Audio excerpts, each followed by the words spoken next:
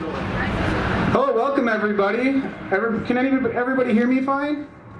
Okay, I thought so. Tonight our concert is presented by iFalls Nice, and we would like to take some time to thank our sponsors.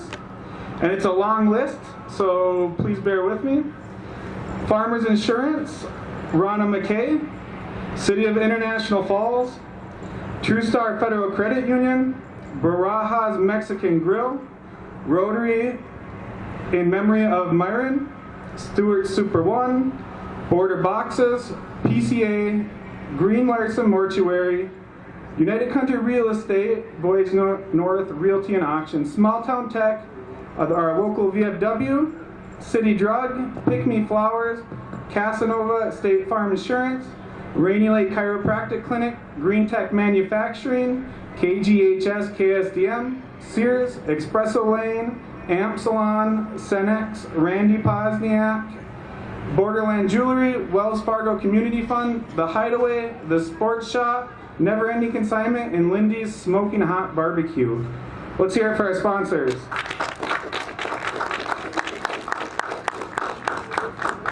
Thanks to these generous sponsors, tonight we have cookies and water over in the pavilion area while it lasts. In case the signs fall off on the bathrooms again, it's males on your left and females on the right. And that's it. So enjoy the presentation. Icebox Radio Theater. Thank you. Yes, excellent, gentlemen. Not city councilor, school board member. And iFalls Nice, also known as iFalls Allspice, is that right? Allspice, according to the paper. It's 7 o'clock at the Edge of America, and the Icebox Radio Theater is on the air. Live from the Pete Peterson Band Shell in beautiful International Falls, Minnesota, it's the Icebox Radio Theater, featuring the talents of the Icebox Radio Actors Guild in two premiere plays, a recreation of Nero Wolfe, The Case of the Careworn Cup, and a brand new premiere of The New Family. This is our cast, ladies and gentlemen. Say hello to all by herself, Rebecca Zalo, ladies and gentlemen. It's Jim Yunt, who recently changed sides. Right here. David Griffith, who's trying desperately to stay out of sight.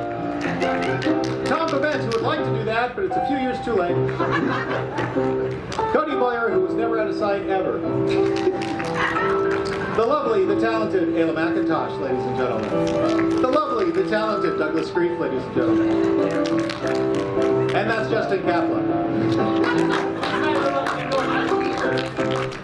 I'm Jeff Adams. I'll be doing sound effects tonight, and it is so wonderful to be back in the band show. Let me just get rid of Myron there. Fade out. That, of course, was the theme song that was written by the late Myron Howerlich about 2 years ago. We're very happy to use that in our shows every chance we get. Thank you so much for coming out, for believing the weatherman that we're not going to have rain. I mentioned the plays we're going to be doing. I do want to let you know, if you have access to a radio, we are broadcasting right now on 88.7 FM. Should be Just the Park. It's a low-power FM transmitter. We're also out online, video on Facebook, and also Spreaker.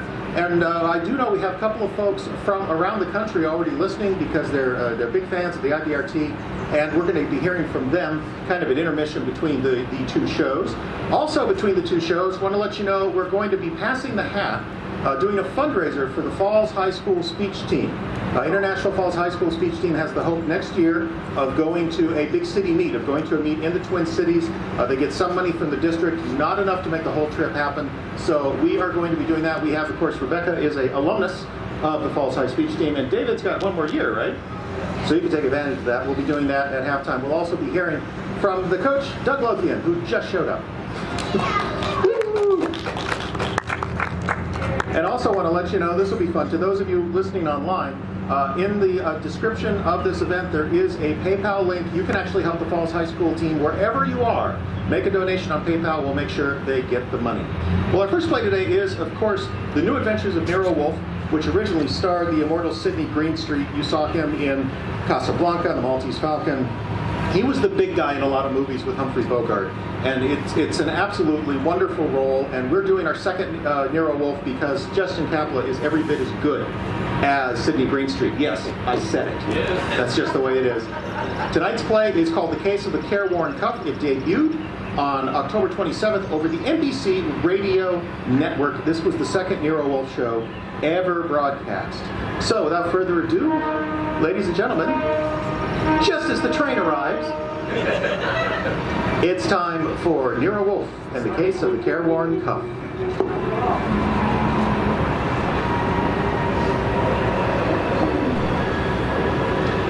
My boss is the smartest and the stubbornest, the fattest and the laziest, cleverest and the craziest, the most extravagant detective in the world, Nero Wolfe.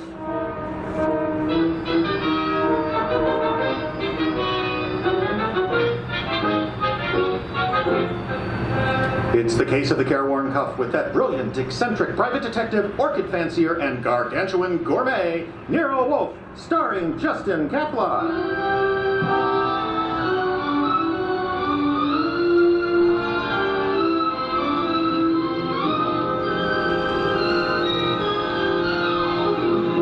The place, Nero Wolfe's office. At the moment, the world's greatest motionless detective is sitting in the chair which was built especially to support his over 300 pounds. His eyes are closed, and he's making sounds through his nose.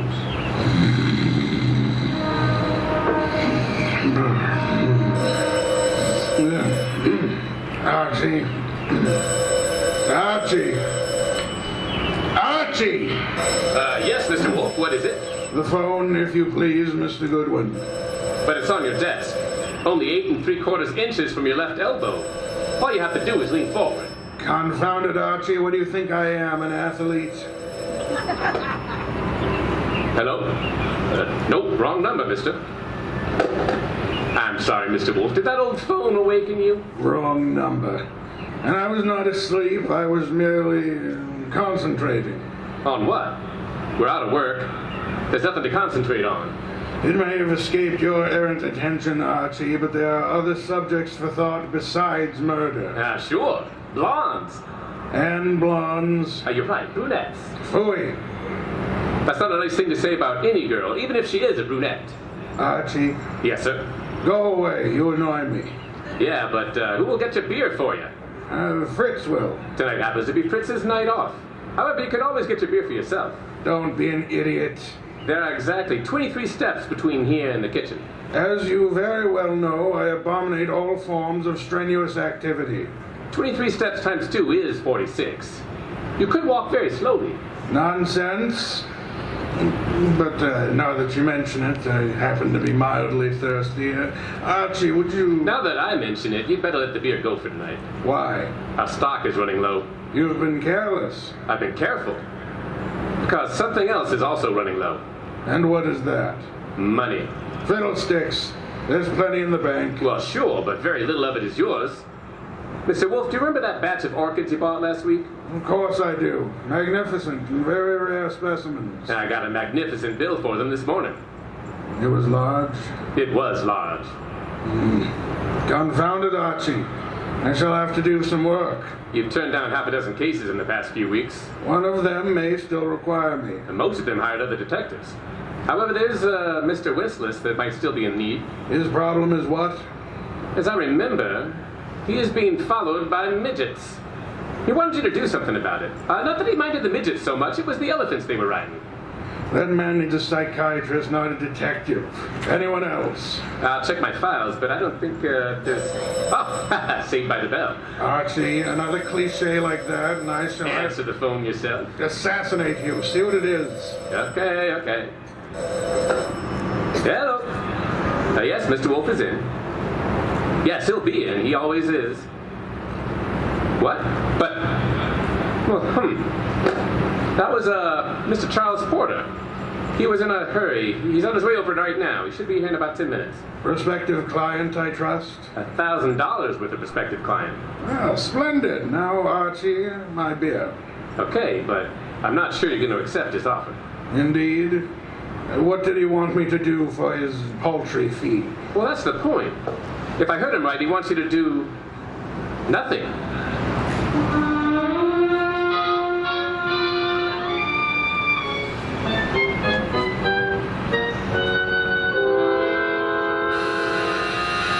The door, Archie. Yes, sir, I hear it. Mr. Porter. Oh, naturally, I'm Charles Porter. Who else would I be? It's a large field. Never mind, come on in. I'm Archie Goodwin. Where's Wolf? Mr. Wolf is in here. Mr. Wolf, this is Mr. Porter. Good evening. Oh, fat, aren't you? That's moderately noticeable. Archie, a chair for Mr. Porter. Oh, don't bother. I'm too impatient to sit. When I have business to take care of, I take care of it quickly. Very well. Send him out of the room. Mr. Goodwin, nonsense. He's my assistant. He remains. Oh, I don't like it. Archie, show Mr. Porter out. Now, wait. There's no need to be temperamental. Perhaps I am a little abrupt. Rude. I'm a worried man. And impatient. You're wasting time, Mr. Porter. Oh, I suppose I am. The reason I came to you... Young man, what are you doing with that notebook? Well, I'm getting ready to make little marks in it with this pencil. But... Oh, well, fine. Mr. Wolf, you have a client named Dorothy Spencer. Have I? There's no need to be coy about it. I happen to know. So you know. I want you to drop her. Drop her? Refuse to handle her case, close the books on her, you know what I mean. And why should I? The girl has no money. I have. That doesn't answer my question. Well, perhaps this will. It appears to be a small package of dollar bills. It happens to be $1,000. Archie, would you please? I will.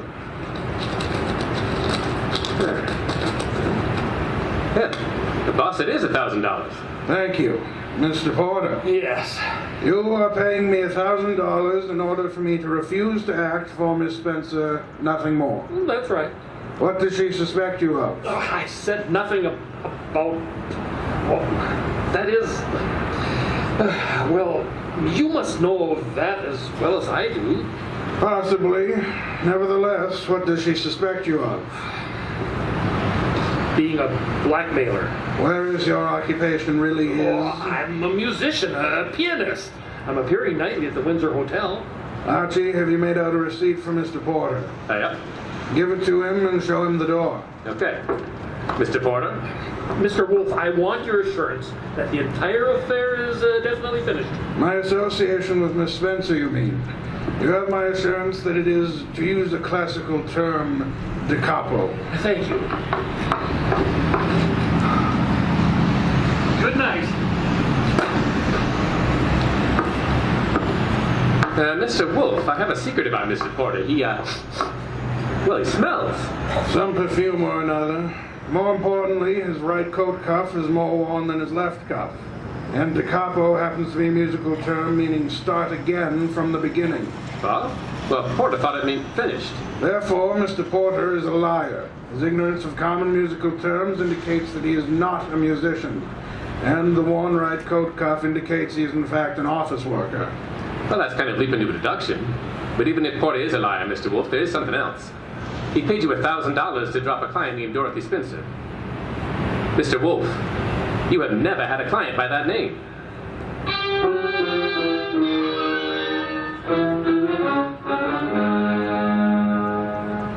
Well, that's that. Dorothy Spencer is not in. And if she is in, she's not answering her phone. Mr. Wolf, I said... I know what you said. Is that a comment? I'm worried. Mr. Porter may have assumed erroneously that Dorothy Spencer had employed or had intended to employ me, and does not explain why he lied about his occupation. Maybe he didn't lie. After all, your deductions could be wrong. Phooey. Okay, I'll take care of that right now.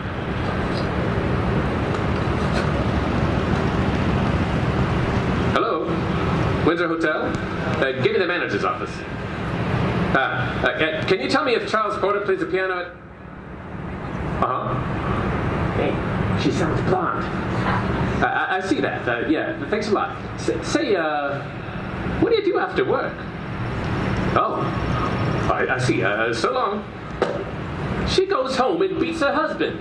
About Porter, Archie. Oh, bad news. He does play the piano at Windsor in the malt room. So where does that leave your deductions? Intact, of course. Let me think. Yes, naturally. Naturally what? I came to the conclusion that Mr. Porter was an office worker. We have just discovered that Mr. Porter is not an office worker, therefore... You were wrong. I'm never wrong, Archie. Therefore, the man who was here was not Charles Porter. Mr. Wolf, you really think a man of your weight should climb out on a limb like that? Fiddlesticks. Look up Porter in the phone book and call him. Okay, it'll take a second. Archie, the phone company's best friend. Yep, here he is. What do I ask him? There'll be no need to ask Mr. Porter anything. Just phone. You're the boss.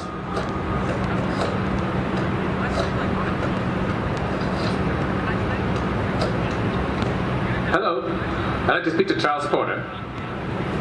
So would you? This is... Oh, Stebbins, huh? That's right, this is Archie. Oh. No, don't bother why I called. It was a coincidence. Goodbye. You know who that was? No, I don't. That was Sergeant Stebbins. Sergeant Pearlie Stebbins, who happens to be, as you well know, a sergeant in homicide. Indeed. You expected this. I still don't know what your conversation was about. Yeah, it's about Charles Porter, who maybe was a liar, but ain't gonna tell any more lies on account of he was just shot to death.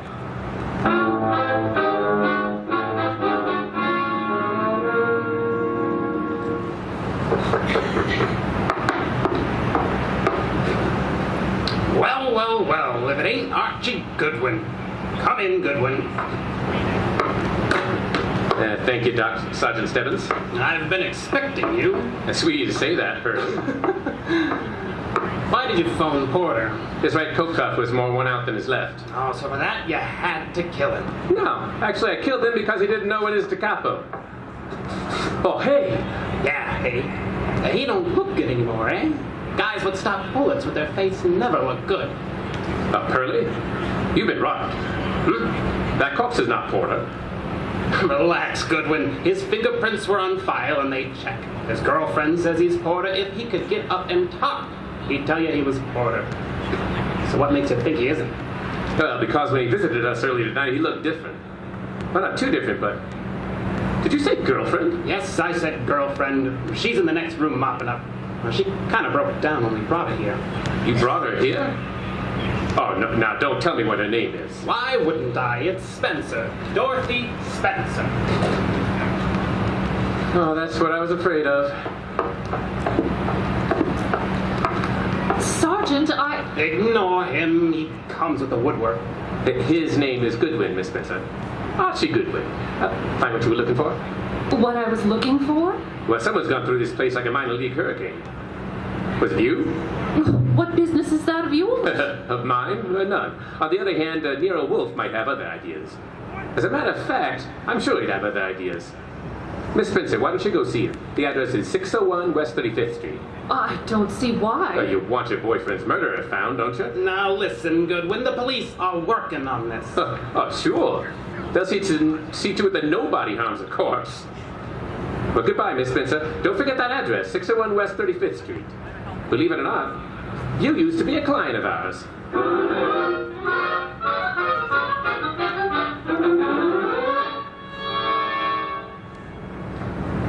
Oh, Mr. Wolf, you're going to be so brilliant it's boring. Phooey. But if I am that brilliant... All right, tonight you deserve it. I'll get you another can of beer. But this is the last one. Unless you promise to do some exercise, like maybe standing up and sitting down 5 minutes a day. Thank you. And why should I engage in such idiotic behavior? Well, after a while, you may be able to see your shoes. I've seen them already. Well, that was years ago. Things have changed. No more buttons. Hey, that must be Dorothy Spencer. She's undoubtedly young and beautiful.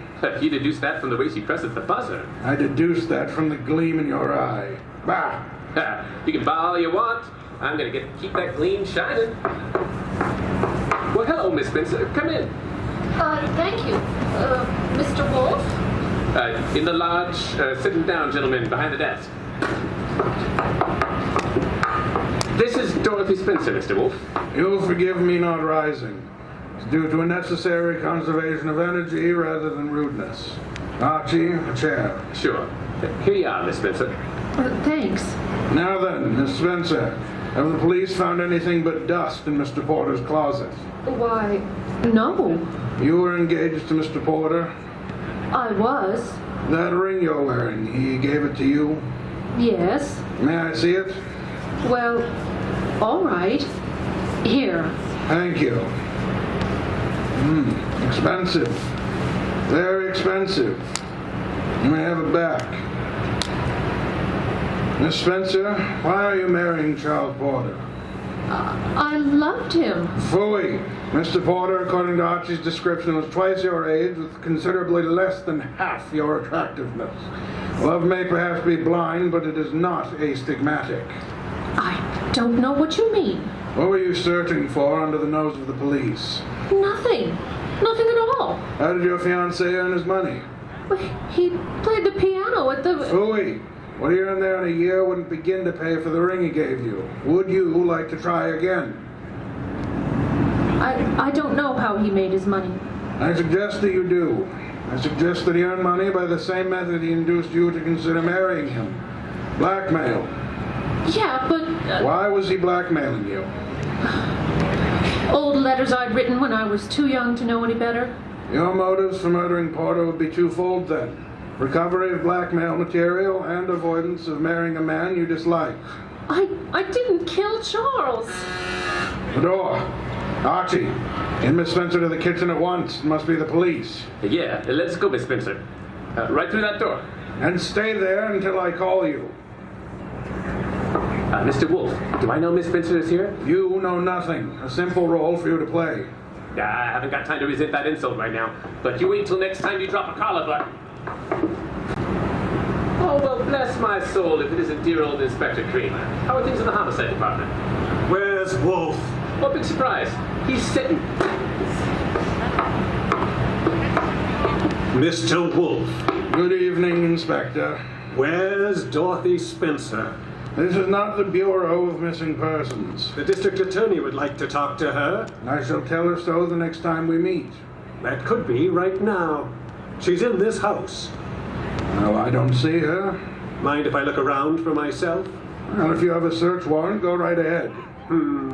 So happens no. But Archie, the inspector is leaving. okay, I'm leaving. I suppose by the time I get back with a warrant, she'll be in Hoboken. Hoboken? Where's that? Look, Wolf, you go too far. One of these days you won't be able to talk yourself out of Oh, trail me to the door, Goodwin, to show what a good detective you are. Ooh, it looks like Inspector Kramer doesn't love us anymore. How unfortunate. Now, Archie, take Miss Spencer to a respectable hotel. Register her on her assumed name. She is to remain there until notified otherwise. It's lucky that the good inspector neglected to inform us that she is the leading suspect in a murder case, hence we're not accessories after the fact. And I don't want her arrested for murder as yet. Her beauty has won you over. We'll then return here immediately. Okay. What are you going to be doing in the meanwhile? I, Archie, shall be thinking.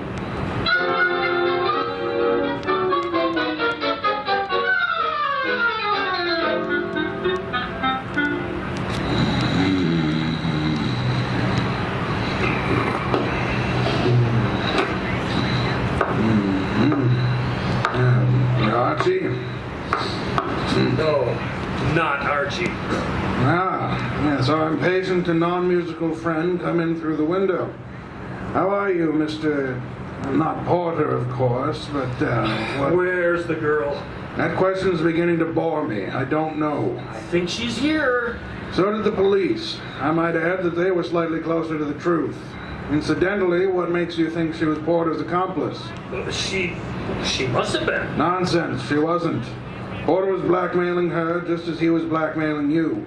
In her case, it was letters, and yours, it was a previous criminal record, perhaps, which your employers might be interested in. I want to know where she is. Oh, maybe this would help you remember. Good heavens, don't point a pistol at me, it's annoying. The police, I should think. Go open the door for them like a good fellow. No, I'm leaving. But if I don't find that girl, I'll be back.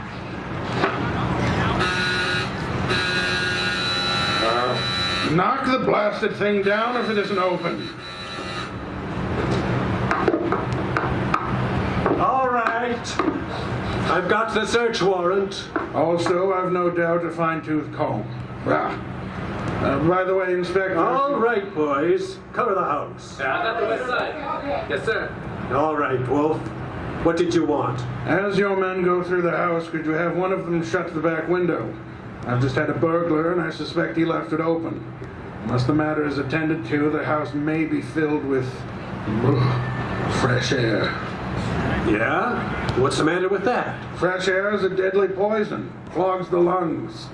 And may I point out that warrant you're clutching in your hot little hands is not a lease on the house. Finish your search quickly, if you please, and then... why not try Hoboken?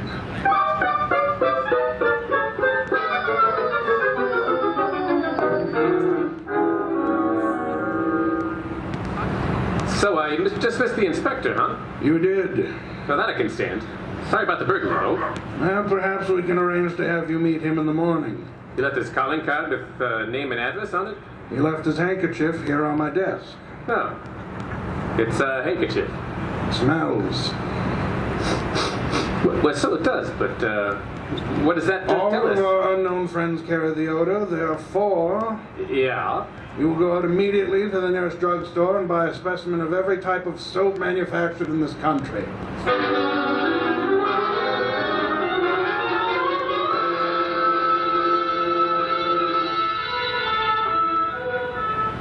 Mr. Wolf? Be still. No. I had no idea how many different brands of soap were made in this country. You should listen to the radio more often. So far, we've sniffed 37 cakes. None of them smells like porter. Let's see, here's 38. Oh, well, hey! Let me have it, Archie. Yes, this is the soap. Yeah, it's labeled Orchid Ovals. Or should I say basely mislabeled. Orchids have no odor. Our task for this evening is finished. Well, why is that? All we know is the guy washes with a basely mislabeled soap. No, the odor would not be so persistent if that were the case.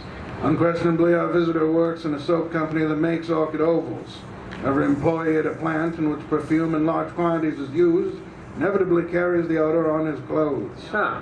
And you already deduced that he works in an office. I go see him in the morning. You do. You know, Mr. Wolf, what with hiring rooms for girls and paying visits to perfume factories, I'm beginning to feel like a maiden aunt. No one will ever mistake you for a maiden aunt, Archie. Well, thanks. Is that another deduction? Maiden aunts rarely need a shave.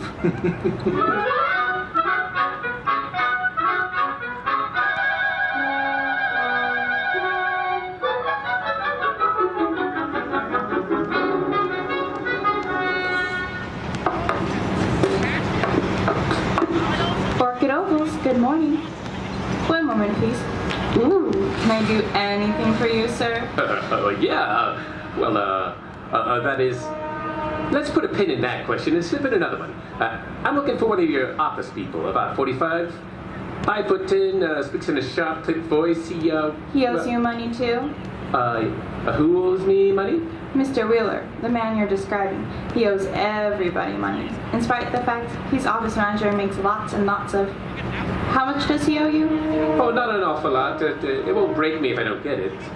But, is he in yet? He was, but he went home. He was sort of sick. Sort of sick? Mm-hmm. He got a phone call from somebody and rushed out. Huh. Too bad. Well, listen, I better scram. But you didn't answer my question yet. I'm off at 5. My name's Gwen. Goodbye.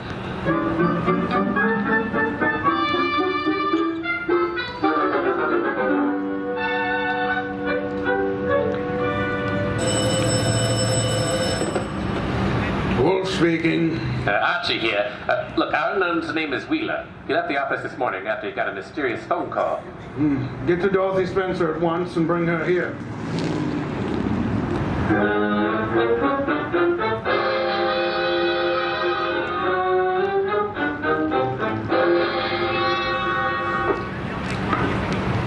Uh, 908.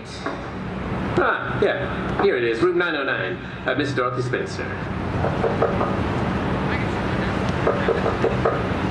Looks like nobody's home. Shut that door behind you, Goodwin. What the? Well, hey now, never mind pulling triggers. I'll shut it. Oh, Archie. I would prefer silence. Keep your hands high, Goodwin. Well, it's unhealthy. All the blood will rush to my head. Archie, he murdered Charles. You did? Oh, now, tut, Mr. Wheeler, you shouldn't have. It's against the law. Get in the bathroom. Both of you. I already shaved. I phoned him. I thought maybe he had my letters. Oh, Porter couldn't keep his mouth shut about his other victims. He was going to force Dorothy to marry him. Did you find his material, Wheeler? Oh, yes, in an office he rented as a front. It's all burned. And then why all the melodrama? Oh, you know about me. So does she. I can't trust anyone. Get into the bathroom, I said. Well, now, let's not lose our heads about this. Oh, get moving, Goodwin. I like it here. All right, then. Here is where you'll get it. What? Hey, something's wrong. I got shot, and Wheeler fell down. I shot him, Goodwin. Stebbins!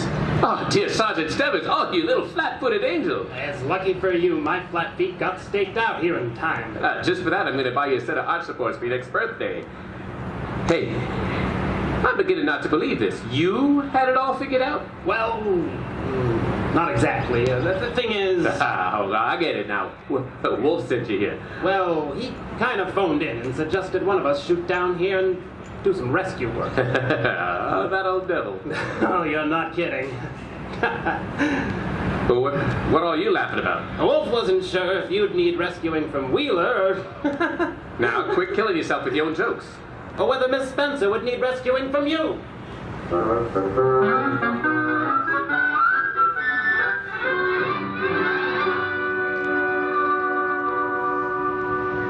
You've been a very foolish young woman, Miss Spencer. I expect in the future you exercise more care in your correspondence. Oh, I shall, Mr. Wolf. How can I ever thank you? Well, one way would be to listen wide-eyed while he explains how he solved the case. I have no intention of wasting... Oh, come on, Mr. Wolf. Stop stalling. Oh, please, Mr. Wolf. Well, I'd be happy to. As a matter of fact, I'd like to see anyone try and stop me. Right? A man came to and offered me $1,000 to drop a client I didn't have. Why? Obviously, he wished to direct my attention to that client. Me. You, Miss Spencer. Now then, he identified himself as Charles Porter, a musician. I tested him and discovered he knew nothing of music. Yeah, the da capo routine. Precisely. Therefore, he was an imposter. His purpose was that he was going to... Yeah? To indicate, by no means subtly, that enmity existed between Porter and Dorothy Spencer. Huh? Thus, when Porter was found murdered, I would presumably be convinced that Dorothy Spencer, balked in her effort to enlist my aid against Porter, had resorted to murder most foul and bloody. Ah, well, most foul and bloody murder is very fancy, Dorothy. Yeah, it shows he likes you. I thereupon asked myself, why should an unknown seek to convince me that Dorothy Spencer was Porter's murderer? Huh. And you answered yourself? One reason only, because he himself intended to murder Porter, as he did, for which peccadillo he has, thanks to Sergeant Stebbins' accuracy with a revolver, already paid with his own life. Quod erat demonstratum. Latin for that's what you wanted to know. I think you're wonderful, Mr. Wolf, and I'm going to Be careful. kiss you. No. Archie, Miss Spencer is a very dangerous young woman. Well, today I feel brave. Do you, Archie? Very brave. Well, what are you doing tonight? Nothing. Let's do it together. What was that, Mr. Wolf? I said bah. Would you very much mind conducting your romance elsewhere? I would not. Then do so at once. I have a very important matter to attend to. Goodbye, Mr. Wolf. Goodbye. Good night, sir.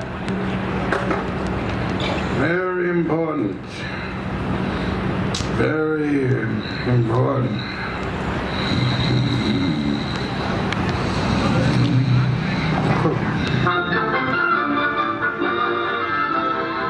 Ladies and gentlemen, Dennis Darrell Wolf, the case of the Careworn Cup.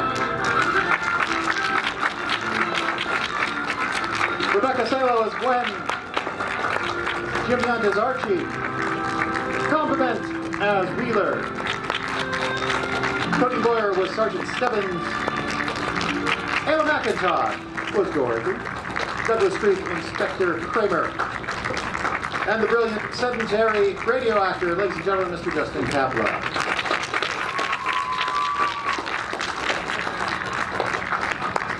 Okay, we got another whole play that's actually a world premiere, but I was going to ask if Doug Lothian would step up on stage.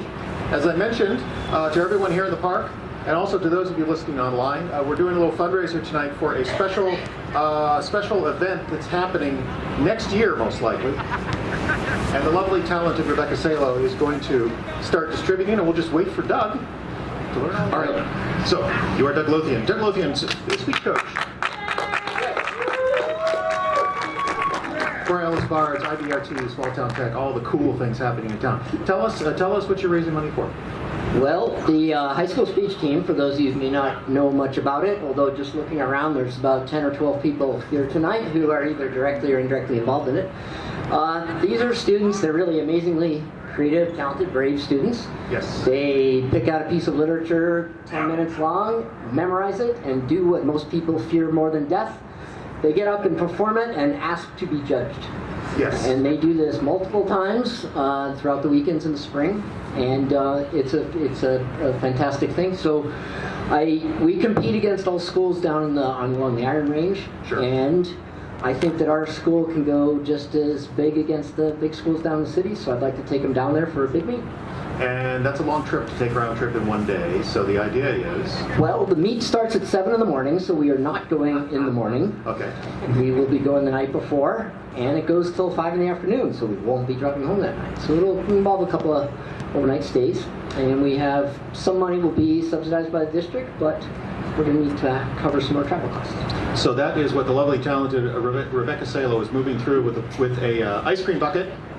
So whatever spare change, whatever bills you have, in fact.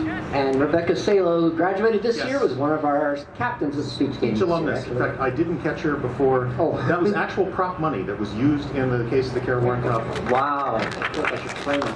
Yeah, no, spend it. And once again, to those folks through there, who I know for a fact there's a few of them from other parts of the country, if you go to the Spreaker page or the Facebook page, there is a link to a PayPal donation button if you'd like to donate to this very worthy cause. That is the way to do that, even if you're not here. Well, thank you very much, Jeff. Yes, thank you.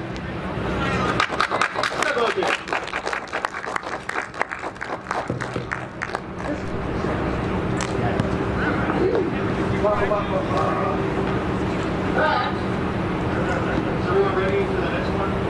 Pretty much. Because I do want to mention some of the things coming here. Some good friends that we have. Just so you know, we do have listeners all over the country, all over the world actually, at the Icebox Radio Theater. I was hoping they would write in and say hello. They're having a conversation with each other, it turns out, because they listen so much. But internet greetings go out to Tom in Los Angeles. Tom's a great guy. He has given us all kinds. Barry in Albany says, hello, International Falls. Betty! Mary in Denver says, this is a tremendous amount of fun.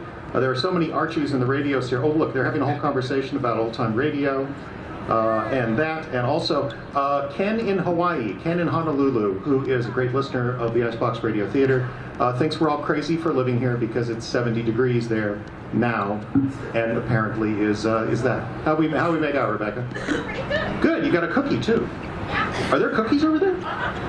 All right, I can't send cookies over the internet, but, and we'll just leave the bucket right there if you get a chance. Let me get over to my position, and then we're ready for a brand new world premiere play entitled The New Family. I need a minute. Talk about yourself. Be funny for a second. Bruce Moose and Betty Beaver here with breaking news. Summer reading has just begun at the International Falls Public Library. Everyone ages 0 to 110 can earn free books by reading and being read to.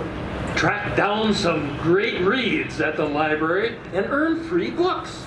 Compete theirs to earn your chance at monthly prize drawings. There will also be lots of cool programs, including story time each Thursday morning, teen-only programs on Wednesday afternoons, and big plays for families on Friday mornings. And make sure you don't miss the Brodini Magic Show next Tuesday, June 11th at 3:30 p.m. when magician Graylin Morris will test the audience's powers of concentration as he manipulates ropes, scarves, balls, and more in a perplexing now you see it, now you don't performance. Summer reading is for everyone at the International Falls Public Library. Sign up today. Ladies and gentlemen, it's right across the street. Just go on over. That was Betty Beaver and Bruce Moose. Is that it? Okay.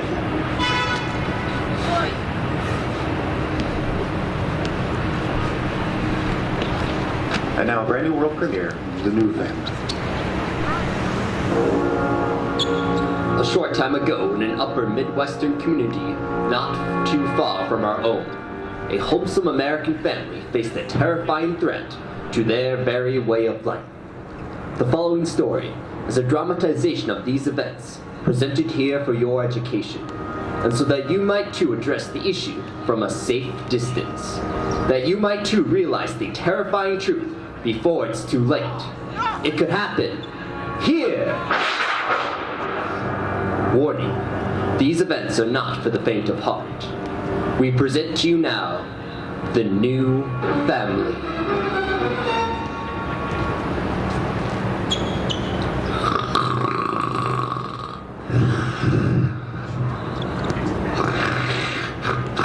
Honey, if you have a chance, could you... Oh, for heaven's sakes, Bart, wake up! I wasn't asleep. Uh-huh, I know. Just like you weren't asleep last Saturday, or the Saturday before, or the Saturday before. Well, what's wrong? What happened? Why does anything need to be wrong? Because you woke me up from my afternoon yoga session. You were doing yoga in your lazy boy? Not yoga. The other thing. Meditation? That's it. I was meditating, and you woke me up. Is there an emergency? There's an emergency. I knew it. What's happening? It's June, and you haven't raked the grass yet. That doesn't sound like an emergency. Well, every other house on the block is already mowed, and we haven't even raked yet. You know, they say they're really going to enforce the nuisance ordinance this summer, so we have to mow. Oh, have Junior do it. Junior's job is to mow after you rake. We talked about this, remember? Partnering with him, giving him responsibility, then setting an example for him. I don't remember agreeing to be an example for anyone. Comes with having a son. I don't remember agreeing to that either. Well, you did. 17 years ago on our vacation to the city. Oh, I didn't. Well, you kinda did. What do you mean, kinda? Well, you agreed to doing your part to having a son. I wore the blue nightie, remember? Oh, yeah. I guess I kind of did agree to having a son. You sure did. 2 to 3 times a night, as I recall. So, now that we've established that our domestic arrangement is entirely voluntary, would you please rake the lawn? Oh, I promise. I'll get it done this weekend. Today. Today is the weekend. I'm glad we agree on something. I'll rake. Thank you. Right after I meditate some more. Dad? Or not. What is it, son? Oh, sorry. Did I wake you? I was not asleep. I was meditating. Transcendental?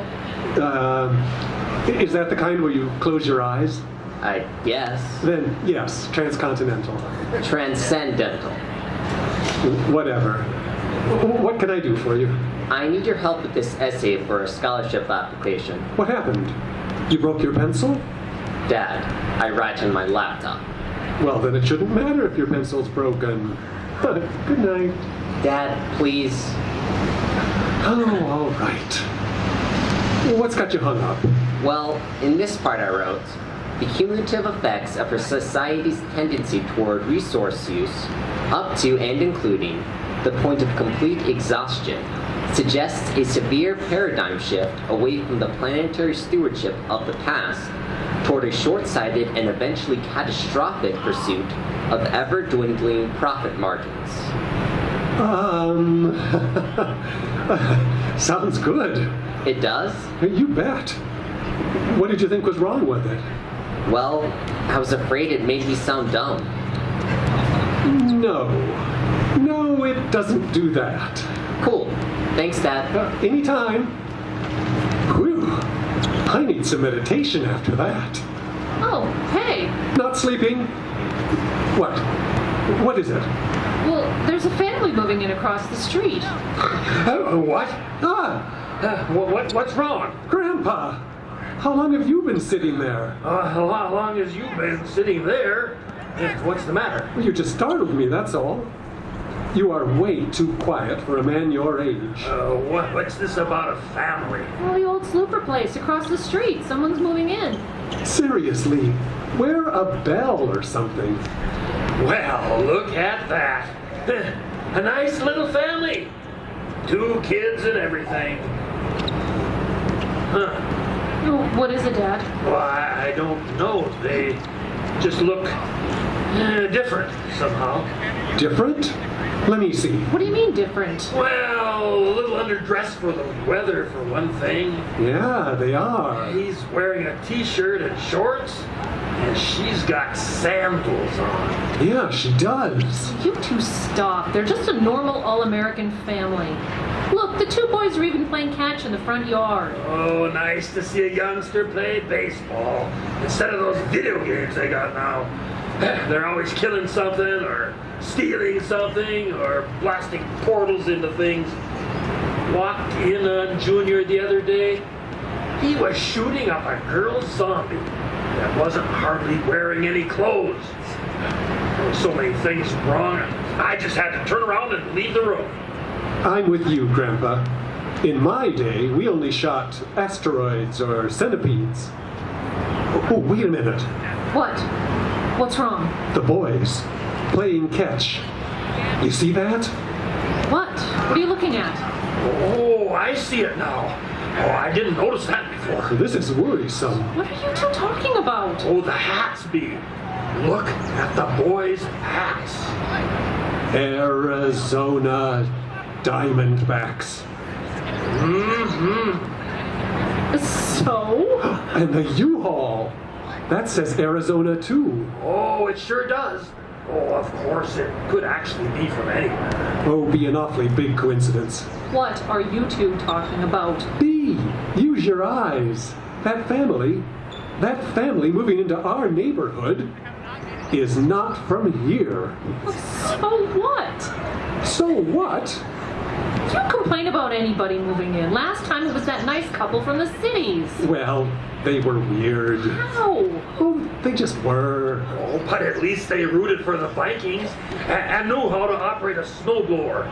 Oh, these people, I just don't know.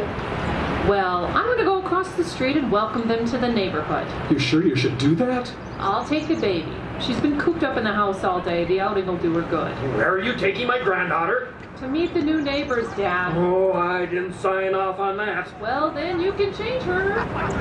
Have fun, sweetie. Yeah, maybe it's not that big a deal. Oh, I don't know. Arizona.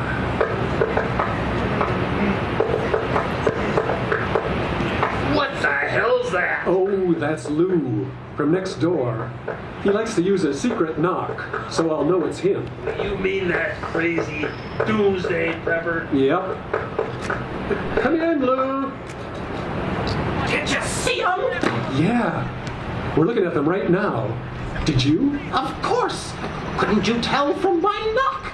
Your what? My knock. I indicated intruders in the neighborhood.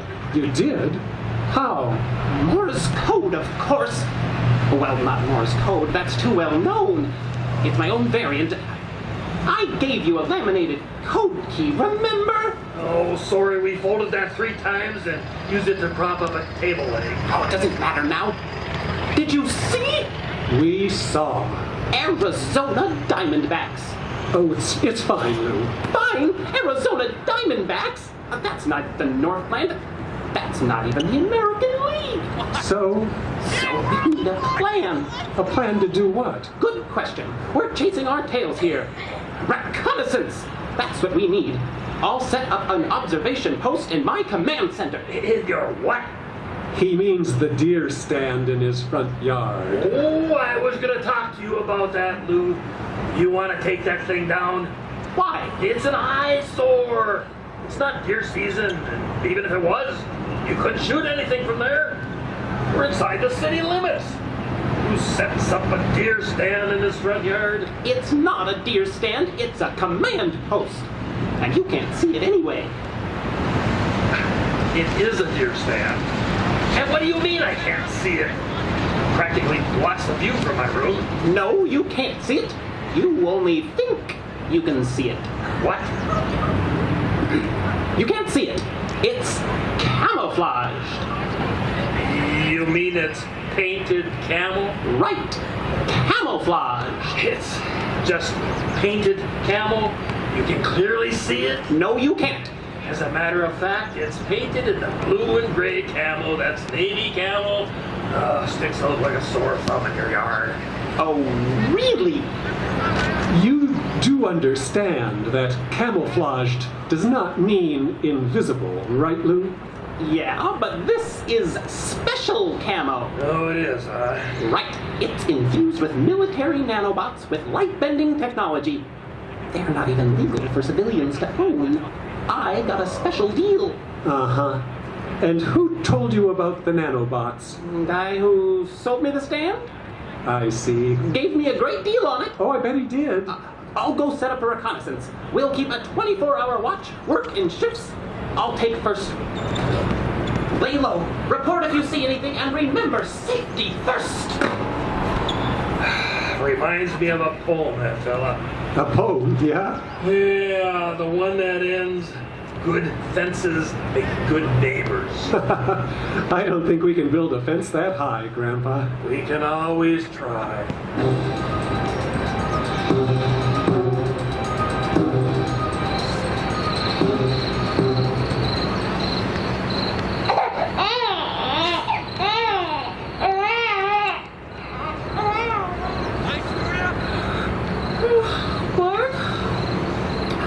Huh? Oh, sorry. What are you doing up? Nothing. Jen okay? Oh, needed to be changed is all. She was back asleep before her head hit the pillow. Oh, that's good. What are you doing, hon? Oh, nothing. Couldn't sleep. It isn't your turn to take watch then? You found out about that, huh? Lou caught me when I was coming back from across the street. He wanted intel for his battle plan. Oh, Lou's harmless. I know, but he shouldn't be spying on those poor people. Did you get to talk to them? Mm-hmm. Richie and Maria just moved from Tucson. He's going to teach at the community college. Why'd they move up here? Well, our family's in Minneapolis, and this was a good opportunity for him, so it seemed like a good idea. A Minnesota girl, huh? Yeah, sweet little thing. She made a big fuss over Jen. She said if it works out here, she and Richie are going to try for another. Hoping for a girl this time. Uh-huh. Bart, seriously, why are you spying on these people? I'm not spying. I just couldn't sleep. When you can't sleep, you go to the garage or the basement. You do not sit in the living room staring out the front window. Did Lou get to you? Get to me how? With this delusional paranoia? Of course not. Good. They were good people. She's a Minnesota girl. Remember that. Oh, I will. And remember, this is kind of a tough town to move into. What are you talking about? We're friendly. Well, to a point. Well, what does that mean? Well, you and me grew up here. Looks a little different from the outside. Oh, couldn't be that different. Oh, no. You remember Carol Annis? Oh, she did your hair for a while, right? She did. And she had stories.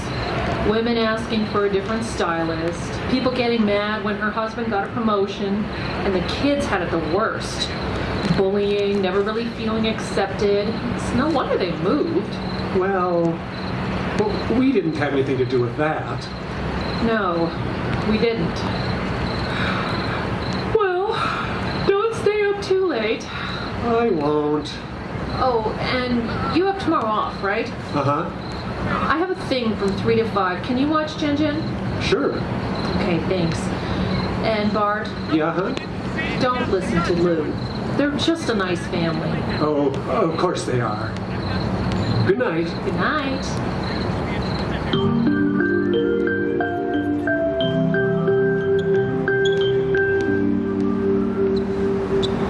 don't like it. Don't like what? How come they're all inside on a nice day like this? We're inside on a nice day like this. Focus, Bart. That's the key. The next 48 hours will be vital for understanding what's going on. Lou, can I ask you something? Of course. Has it ever occurred to you that they might just be a nice, normal family from Arizona? Of course it has. That's why I'm doing this. You're spying on them because they're a nice, normal family? I'm spying on them to make sure they're a nice, normal family. You can't be too careful these days. Oh, but if you determine they're nice and normal, you'll welcome them, right? Of course. Just don't hold your breath. It's a long process. Well, I'll bet. Bea talked to the mom yesterday. Her name's Maria, and she's from Minneapolis originally. A lot of weird stuff comes from Minneapolis. Didn't you come from Minneapolis? Your point being? Oh, nothing. She said they moved here so he can teach at the college. Aha! What? It all makes sense now. They're Eastern intellectuals. They're from Arizona. That's west of here. Now, don't bother me with the details. It's happening just like I thought. Oh, what is? My biggest fear. What are you talking about, Lou? I'm talking about the need to struggle and fight and maybe even die in defense of our very way of life. Woo! It's not like that. They're just a normal family that want a decent life here. Heck, they're even talking about having another kid. Oh, what's that? Bea, she said they're going to try for another kid. A daughter this time. That's it. I know why they're here. Why? Kidnapping ring. Okay, this is where I get off. You boys play nice. Where are you going, Grandpa? Stack of library books in my room. I think I'll fall asleep pretending to read one. Hey, could you knock on Junior's door and have him come down, please? Oh, surely. Don't start the revolution without me. Don't even joke about that. Lou, seriously now. Maybe we should just go talk to them. Spook work, eh? I like the way you think. No, not spy on them. Just talk to them. Welcome them to the neighborhood. Ask why they came here. You know, that kind of thing. We know why they came here. Or at least why they say they came. The wife told me. Well, I know that, but we should still ask. You know, to be polite. Polite? Yeah. You mean act all humble and kind and listen with interest to what they have to say? Right. Oh, sounds to me like a good way to get killed. Oh, Lou. Wanted me, Dad? Oh, yeah. Could you go check on your sister? I haven't heard her in a while, and I want to make sure she's still in her crib. Sure thing. Little thing climbed all the way out of her crib last week. Half monkey, I think. Just like her mother. Oh, leave your personal life out of this. I think we'd better keep watch up for another night. Why? You know why? The kidnapping ring. There is no kidnapping ring. You can't prove there's no kidnapping ring. Can you prove there is? I asked you first. No take backs. Look, Lou, quit being, well, you. And just calm down. Let's go over and talk to them. I'll go talk to them when I'm Dad! What is it? What's wrong? Jen's not in her crib. What? What do you mean?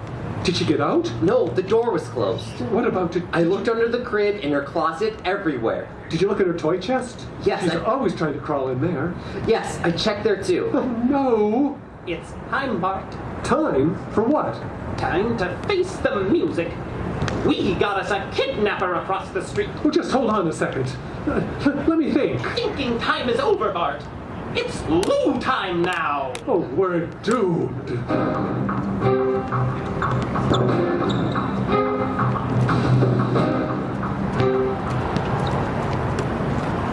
What did you call this thing again? It's my patrol suit. It's what I use to keep the perimeter secure. It's a mech suit, Dad. Not quite that, but you're close. It's more of a mech vest. A good way to carry ordnance while keeping your hands free. How many weapons are on this thing? Oh, nothing big. 22 caliber, 44 caliber grenade launcher. Grenade launcher? I've been meaning to disarm that. The range is too short, and I'm afraid I'm going to blow myself up. All right. Get me out of this thing. Why? If you think this vest is a safety risk, it's a miracle I didn't blow up just opening the box. Calm down, calm down. How did I let you talk me into this? You're worried. Your little girl is missing. It's just your fatherly instincts kicking in. My fatherly instincts never caused me to wear a rocket launcher before. All right, if you're that worried, we'll put the safety on. You mean it's not on right now? Just relax. I got a stand down button right here. Renders all weapons moot. Would that make you happy? Just do the thing, please. Sure. Warning. Thermonuclear device activated. What? Okay, it wasn't that button. There's an A-bomb in this thing? Don't worry, it's small. Why would you put an A-bomb in your battle suit? For emergencies, obviously. Well, can you disarm it? I built this suit, of course I can. Here. Self-destruct activated. Oh, that's not right. Oh my God! Next suit self-destruct in T-minus 30 seconds. 29. 28. It was one of these 27. buttons. I know that. Junior, get me out of this thing. How? I don't know, just get me out. We only have a few seconds left until we all get blown to Kingdom Come. It's not that bad. 20. How is it not that bad? We'll just run down to the lake, have you jump in, and that should short-circuit the whole thing. The lake? That's a 10-minute drive. Well, we better get going then. Come on, I'll drive. 11.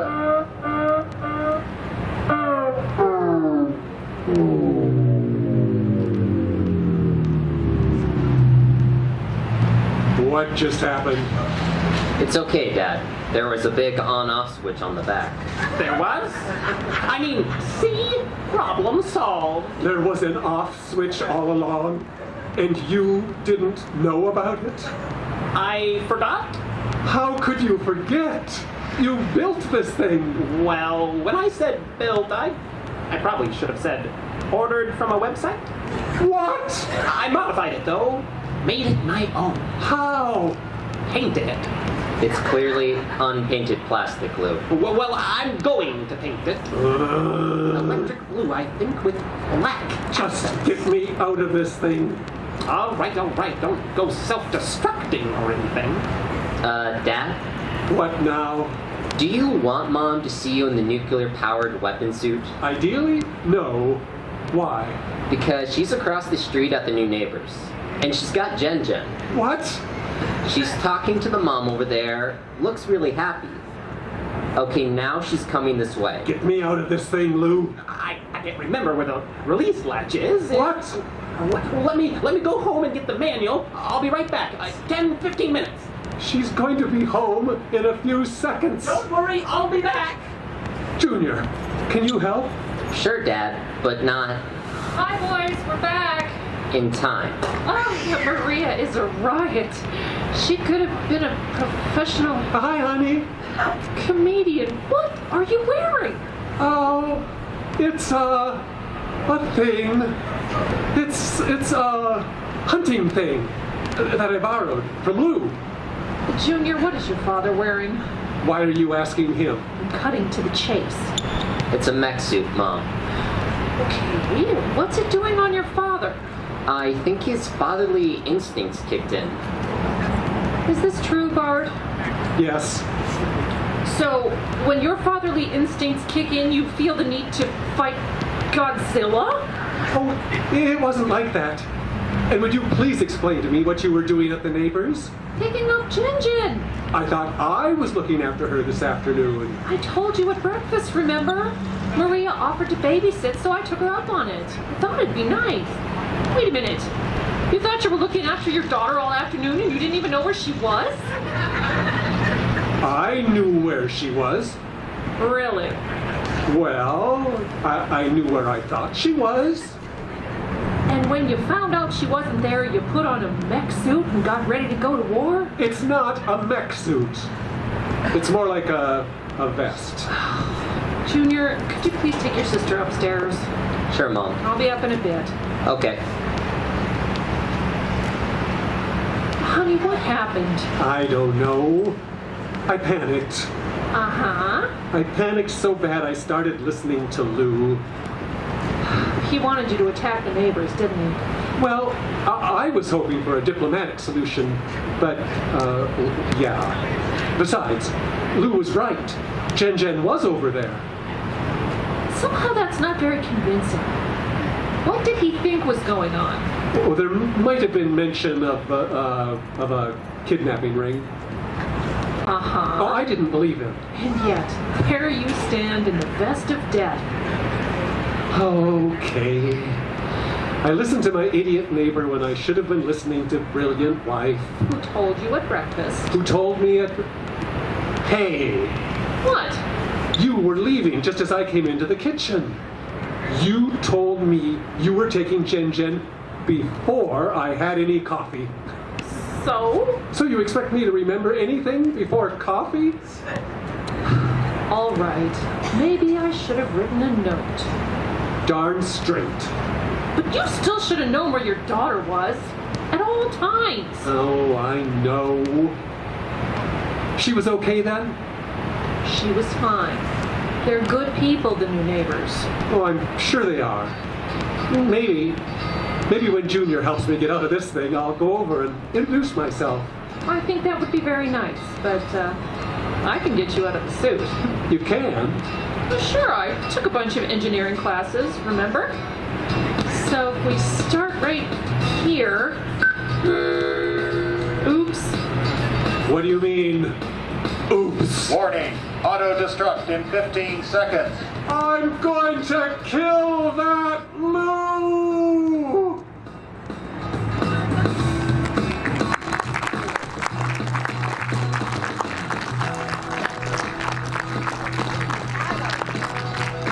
Thank you so much. One more time, big round of applause for David Griffith. Compliment, Cody Boyer, Taylor McIntosh, Douglas Street, Justin Kapla. Right there is Jim Young. Somewhere is Rebecca Salo.